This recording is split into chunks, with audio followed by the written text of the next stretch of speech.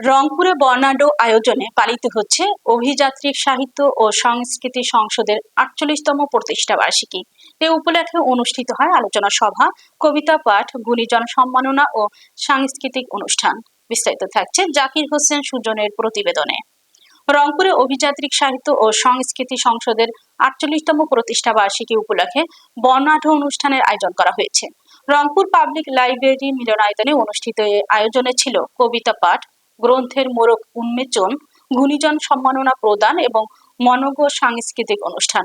অনুষ্ঠানে প্রধান অতিথি হিসেবে উপস্থিত ছিলেন জাতীয় সংসদের সংরক্ষিত মহিলা আসনের সদস্য অ্যাডভোকেট রেজেকা সুলতানা ফেন্সি। উদ্বোধক ছিলেন রংপুর মহানগর বিএনপির সিনিয়র যুগ্ম আহ্বায়ক মোহাম্মদ শহীদুল ইসলাম। বিশেষ অতিথি ছিলেন সোলাইমান আলী, নজরুল ইসলাম চাঁদ, মাহবুবুল ইসলাম, আনোয়ারুল ইসলাম, সাজু কবি, মইনুল ইসলাম ও সাহিল ফারহান লিওন। অনুষ্ঠানে সভাপতিত্ব করেন অভিযাত্রিক সাহিত্য ও সংস্কৃতি সংসদ রংপুরের সভাপতি তৈয়বুর রহমান বাবু। আলোচকরা বলেন, সাহিত্য ও সংস্কৃতির চর্চা সমাজকে মানবিক, অসাম্প্রদায়িক ও মূল্যবোধ সম্পন্ন করে গড়ে তুলতে গুরুত্বপূর্ণ ভূমিকা পালন করে। পাশাপাশি নতুন প্রজন্মকে সাহিত্য সংস্কৃতির সঙ্গে আরো সম্পৃক্ত করার উপরও গুরুত্ব আরোপ করেন। বিশেষ অতিথিবর্গ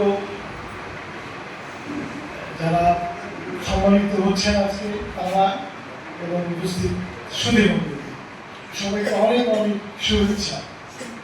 আসলে অভিযাত্রিক সম্পর্কে ইতিমধ্যে আমরা অনেক কথা জেনেছি। আমি বিস্তারিত বলতে চাচ্ছি না, সময় খুব সংকীর্ণ। আমি এই আয়োজনে একজন মানুষকে খুবই শ্রদ্ধার সাথে স্মরণ করছি, এ.কে.এম. শহীদুর রহমান বিশু।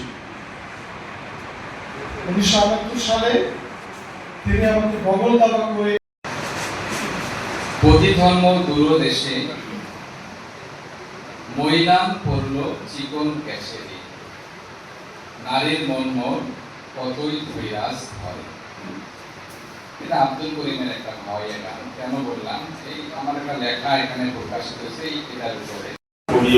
আমি জাহিদ হোসেন। দীর্ঘ পথ চলায় অভিযাত্রীকে দীর্ঘতম আসর পরিচালনা করে। এ পর্যন্ত আমাদের সাহিত্য আসরের সংখ্যা ২,৪৫২।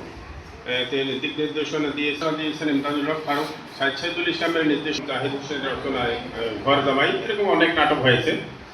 আমাদের আছে অভিযাত্রী জনকল্যাণমূলক কাজ এবং বিভিন্ন জাতীয় দিবসগুলোতে